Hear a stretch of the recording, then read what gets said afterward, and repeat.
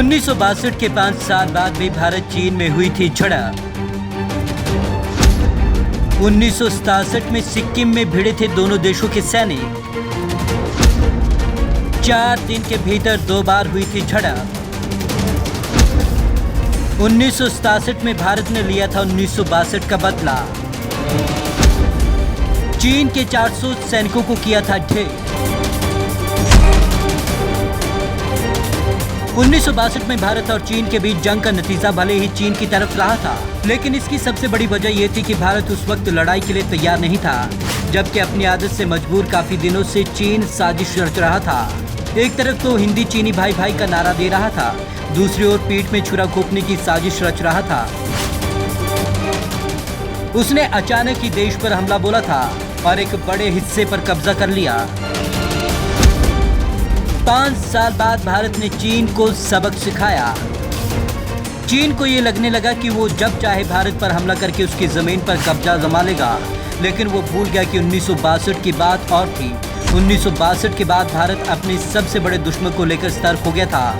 इसका नतीजा ये हुआ कि 1967 में चीन ने फिर से भारतीय सैनिकों से झड़प करने की हिमाकत की, लेकिन इस बार भारतीय सेना चीनी सेना को सबक सिखाने के लिए पूरे तरीके से तैयार थी और सिखाया भी। चीन के कम से कम 400 सैनिक हुए थे ढेर। सिक्किम में सितंबर और अक्टूबर में भारत और चीन सेना के बीच 2 झड़पें हुई। पहली झड़प 11 सितंबर को सिक्किम के नाथुला में हुई, जबकि 15 सितंबर 1967 को दोनों देशों के बीच दूसरी झड़प चो ला में हुई थी। चीनी सैनिकों की तरफ से हमला होने के बाद भारत में जवाबी कार्रवाई की थी। चीनी रिपोर्ट के मुताबिक 1967 में नाथुला में झड़प के दौरान चीन के 32 और भारत के 65 जवान मारे गए थे। वहीं चोला झड़प में भारत के 36 सैनिक मारे गए। रिपोर्ट में चीनी सैनिकों की मौत की बात नहीं कही गई। वहीं भारत का कहना है कि पूरे टकराव के दौरान चीन के 400 सैनिकों की मौत हुई थी। क्या थी टकराव की वजह? चीन के सैनिकों ने 13 अगस्त 1967 को नाथुला में भारतीय सीमा से सटे इलाके में गड्ढा खोदना शुरू कर दिया था।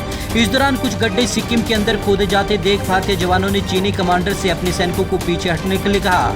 इसके बाद 1 अक्टूबर को नाथुला से थोड़ी दूरी पर चोला में दोनों देशों के सैनिकों के बीच हिंसक झड़प हुई थी।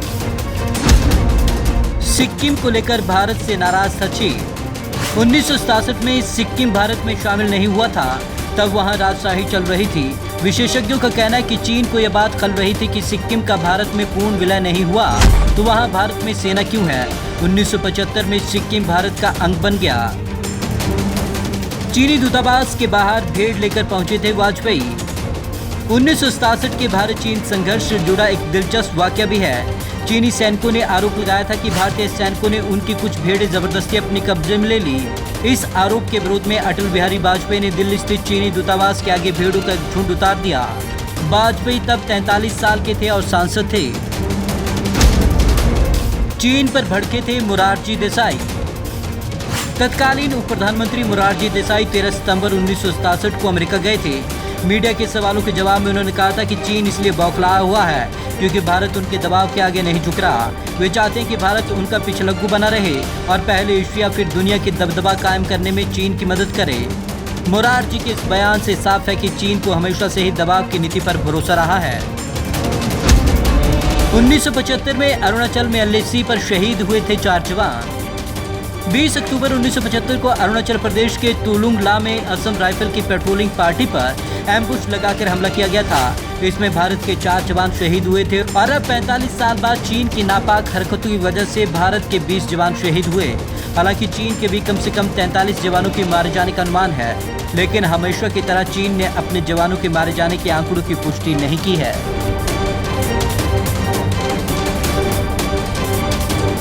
Bureau report, Punjab Kesari TV, Chandigarh.